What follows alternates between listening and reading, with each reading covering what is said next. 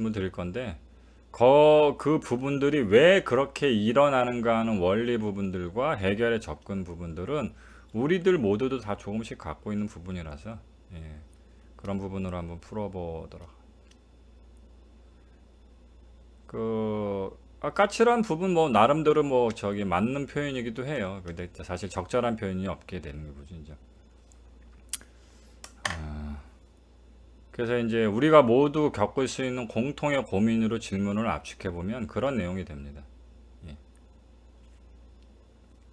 대인 관계를 스스로 못하는 게 아니라 대인 관계에서 약간의 꺼리는 경계심을 가져서 그로 인해서 누군가와 쉽게 또는 아주 깊게 잘 가까워지지 못하시는 분들이 계세요. 예, 그런 부분들이 뭐 물론 그래도 본인이 대인관계를 원치 않는 게 아닌데 뭐 아주 엄청나게 잘하고 싶어서 뭐 유명인이 되고 매력을 철철 넘치고 뭐 이 정도까지 바라진 않더라도 그래도 평균 이상 정도 뭐 최소한 평균 정도의 원만하고 건강한 대인관계성을 원하는 건 본인이 맞다고 생각을 하는데 그런 거에 비해서 자신이 대인관계가 이루어지는 현실은 그렇게 썩 원만하거나 이렇게 뭐 잘 굴러가고 있지 않단 말이에요. 근데 이런 부분들이 본인이 표현을 할 때는 난 대인관계를 잘 하지 못하고 있다라고 얘기를 하시는데 못하고 있는 게 아니라 안 하고 계시는 분들이 있어요. 그러니까 즉, 좀 자신이 알지 못하는 어떤 스스로의 욕망이나 성형 어떤 기질 때문에 대인관계를 자기도 모르게 좀 꺼려해서 누군가와 거리를 자꾸 두거나 누군가를 밀어내거나 다른 사람들과 화합되는 부분에서 조금 충돌이 일어나는 분들이 계시거든요. 이런 분들을 보통 이렇게 표현하죠. 대인관계를 못한다고 표현하진 않아요. 이런 분들은 이렇게 얘기하죠. 대인관계가 어렵고 조금은 좀 불편하다 이렇게 느끼시는 분들이 있어요. 그런 분들이 이제 어떤 부분들 때문에 그렇게 이제 일어나는지 예, 한번 살펴보도록 하죠.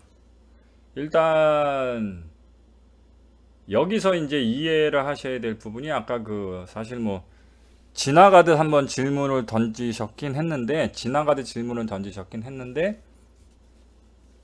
사실은 이런 부분이 뭐 때문에 일어나고 어떻게 해결해야 되는지 하는 부분의 어떤 핵심적인 부분하고 연결되는 키워드를 배우님이 중간에 얘기를 해주셨어요. 예, 예.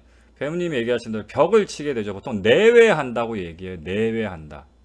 그래서 이런 분들의 특징이 뭐냐면 뭐 대인관계를 차라리 못하시는 분은 아예 진척이 안 되는데 이런 분들은 진척이 안 되진 않아요. 뭔가 누군가하고 사귀게 되고 직장 동료 뭐 기타 등등 뭐 모임 동료 이렇게 좀 친하게 되는데 일정 선상 이상을 더 발전이 안 돼요. 그 사람과. 그래서 마치 이렇게 평행선을 긋고 그러니까 아예 모른다, 아예 안 친한다 얘기하기도 그렇고 그렇다고 아주 가깝다, 우리는 아주 각별한 사이다, 친하다 이렇게 얘기하기도 그런 어떤 기찻길처럼 수평선상에 그래서 보통 이제 흔히들 이제 그 어른 세대의 표현으로 얘기하면 내외한다. 약간 거리감이 늘 있다. 이 사람은 내 동료고 늘상 만나서 밥도 먹고 이야기도 하고 친하게도 지내고 뭐 농담도 하고 다 하는데 업무적인 협조도 구하고 다 하는데 늘 약간 어떤 거리감이 있고 그 사람 나 사이에 보이지 않는 벽이 있는 것 같다.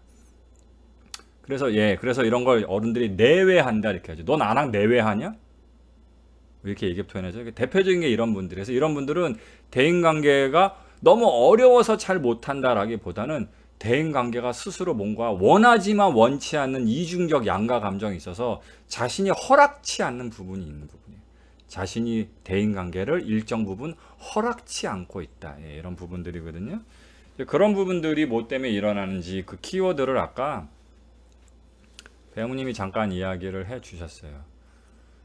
상미학의 대인관계 프로그램이 몇 가지 있죠. 물론 상미학의 원래 기본적인 프로그램 구성의 순서도는 글쓰기, 말하기, 상담 이런 과정으로 거쳐져 있어요. 그래서 글을 통해서 논리적인 사고방식이라든가 매력의 요소를 키우고 그걸 이제 말하기 넘어가서 화술적인 요소로 하고 그걸 상대방의 속마음을 다독이거나 어떤 관계적인 문제를 해결하는 능력인 상담 능력으로 키워가는 이런 3단 구조를 대인관계 능력으로 가지고 있는데 어쨌든 그냥 달랑 하나만 꼽아라. 저 대인관계 관심 있으니까 뭘 했으면 좋겠어 라고 얘기하면 그 여성분인 경우엔 청화, 남성분인 경우에는 뭐 젠틀맨스 코드, 그리고 남성 여성학이라는 부분을 떠나서 그냥 하나 골라라고 얘기하면 마이티 오더 세뇌 화술 이런 스피치 프로그램을 이제 권유를 해드리게 되죠. 거의 뭐 유일무이한 대인관계 프로그램이에요. 근데 아까 그 배우님 말씀하신 대로 그건 화술 프로그램이잖아요. 그쵸? 마이티 오더는 화술 프로그램이지 뭐 친해지는 법, 사람을 사귀는 법, 뭐 이런 거를 본론으로 삼는 그 프로그램이 아니에요. 그래서 아까 배우님이 이야기하신 대로 화술하고 대인관계하고 뭐 아주 연관이 없다고 할 수는 없겠지만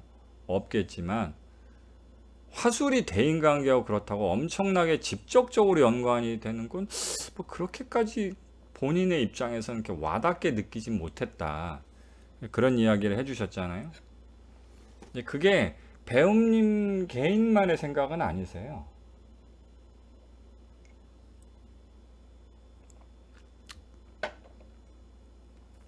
그래서 일부 분들 중에 화술에 관심을 가지고 화술 프로그램을 듣고 화술을 연습하신 분들도 계시긴 한데 이런 분들은 어떤 자기가 내린 개인적 진단에 의한 개념으로 접근하는 거죠. 즉 자신이 대인관계를 되게 잘하고 싶은데 현재 잘 못하고 있다. 그리고 대인관계를 잘 못하게 된 결정적인 핵심의 이유로 내가 화술적인 부분에서 말을 잘 못하고 있는 것 같다. 그렇기 때문에 화술을 배우면 대인관계가 좀 잘 해결이 되지 않겠는가라는 측면에서 화술을 접근하는 거지 화술 니꼬르 대인관계라고 인식하지는 않는 거죠. 그래서 어떻게 보면 뭐 너무나 당연한 생각일 수 있어요. 근데 어떻게 보면 이 부분에 관한 인식이 배우님이 어떤 문제를 갖고 있냐, 좀 전에 이제 공통사의 문제를 얘기했던 저는 대인관계를 어려워서 잘 못하는 줄 알았더니 사실 내가 잘 따져보니까 대인관계의 일부분을 제가 잘 허락치 않으면서 내외하고 거리감을 두고 벽을 치고 있더라고요 라는 문제를 이야기하시는 분들이 이 부분 관련해서 공통적인 체감을 가지고 계세요. 그래서 이제 대표적인 게 뭐냐면 이분들은 얘기하죠. 관계성을 맺는 게 목적이지 대화가 목적은 아닌 것처럼 느껴지는 거죠. 근데 어떤 분들은 반대로 우리 관계를 왜 맺지? 대화하려고 맺는 거 아닌가? 그러니까 관계를 통해서 최종적으로 도달하려고 하는 게 어떤 사람은 대화로 느끼는데, 그렇죠? 대인관계를 해서 친구를 사귀고 연애를 사귀면 어떤 대화할 관계, 대화할 사람이 생긴다. 라는 개념이 있는 어떤 사람은 있는 반면에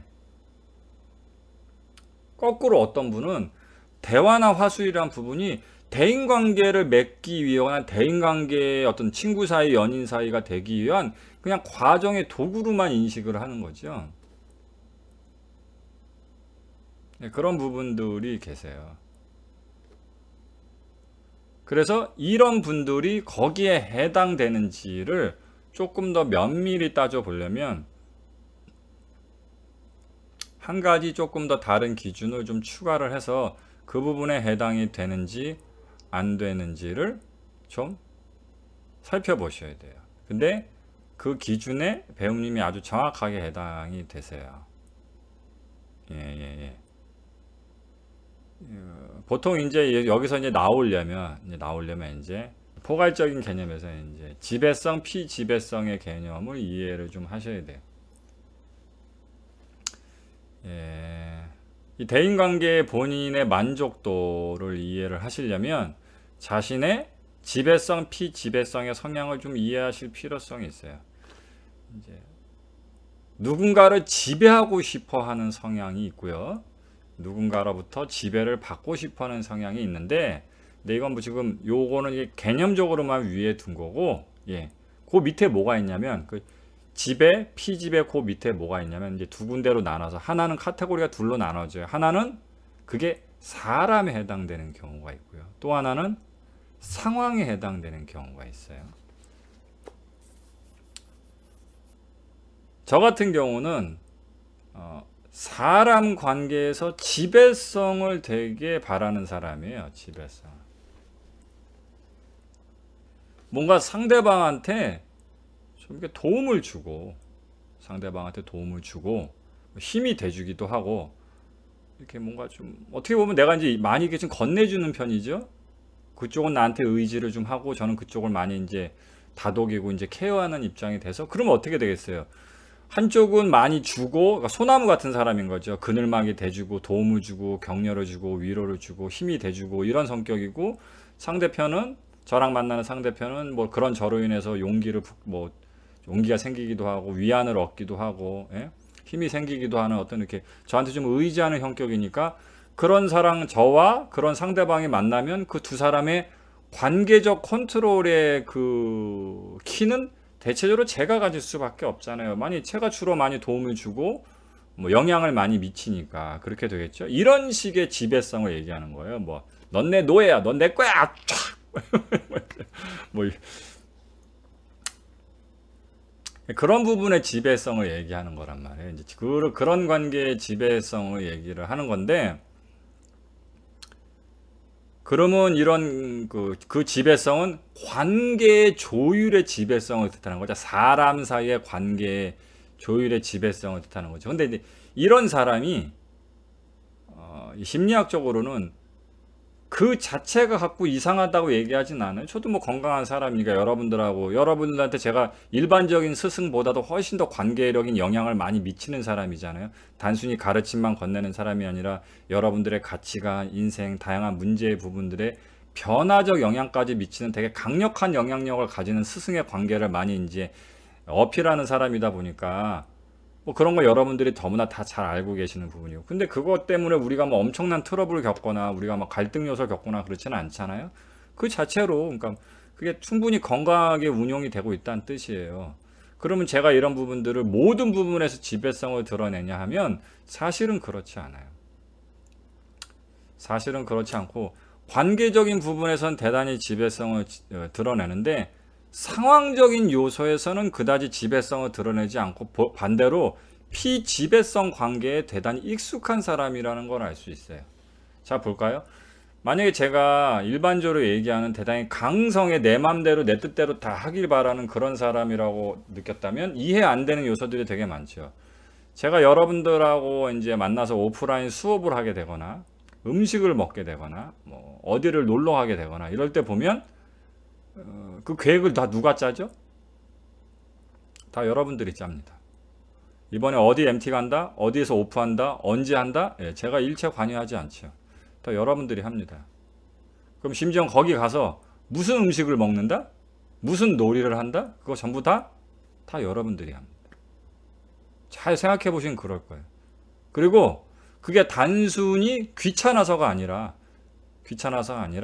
여러분들이 그게 모든 대부분 어떤 상황을 여러분 주도하도록 스케줄을 짜고 멤버를 구성하고 음식을 시키고 그럴 때마다 제가 다 괜찮다 그럴 거예요. 제가 음식 오늘 음식은 메뉴는 뭐 콩국수입니다, 아니면 무슨 뭐 냉면입니다, 뭐 치킨이다, 뭐 사면 먹으면 뭐 그냥 그게 모든 메뉴 갖다 주면 맛있네. 뭐 오늘은 우리 여기 갈 겁니다. 그럼 좋네. 뭐 저는 그런 개념일 거예요. 그런 거 보면 전혀 지배적이지 않죠. 관계적으로는 상당히 지배적인 사람인데 상황적으로는 상당히 피지배적인 사람이에요. 그래서 이렇게 한쪽으로 치우쳐지지 않을 때 상당히 이게 건강하다고 얘기를 해요. 근데 만약에 둘 다 강성적으로 지배적이잖아요. 그러면 일단은 병리학적으로 질병적 문제가 있거나 해서 자기 감정적 컨트롤이 되게 강박이 심하거나 상대방하고 대인관계에서의 어떤 충돌이나 힘들한 부분이 생길 수밖에 없어요. 근데 보통 보면 이 둘을 잘 구분을 못해요. 사람들이 자기가 지배적인 성향을 갖고 있다고 했을 때 내가 지배적이면 관계도 상황도 다 지배적인가 보다고 생각을 하거나, 자기가 피지배적인 성향을 갖고 있으면 관계도 상황도 다 피지배적이라고 생각을 한단 말이에요. 그런데 사실 그렇지 않고 대부분의 사람들은, 물론 예외는 있어요. 어떤 그 병리적인, 정신병리학적인 부분에서 분명히 이건 심각한 문제라고 여길 정도의 상당한 관계적 트러블과 자기 감정적 욕망의 통제에 어려움을 겪는 일부의 분들을 빼고요. 그 외 나머지 분들은 사실상 둘 중에 하나 중심으로 굴러갑니다. 라는 부분에서 가장 많이 착각되는 부분이 뭐냐면, 어떤 분들은 이 관계에서의 지배적인 부분을 바라는 게 아니고 상황에서의 지배적인 부분을 바라시는 분들이 있어요. 그게 뭐냐면, 남자친구하고 관계에서 자기가 남자친구의 관계를 지배하고 싶은 게 아니고요. 예를 들어서 남자친구하고 해외여행을 갔어요. 그래서 뭐 대만에 뭐 최근 들어서 뭐 카루아니님 뭐 일본 간다 그랬다가 뭐 얘기 없으면 막 대만 밀어붙인다고 뭐 얘기가 나오던데, 예를 들어서 남자친구하고 뭐 대만으로 이제 해외여행을 갔어요. 그러면 이 여자분이 만약에 상황적으로 지배적인 성향이라고 한다면 어떤 걸 뜻하냐면,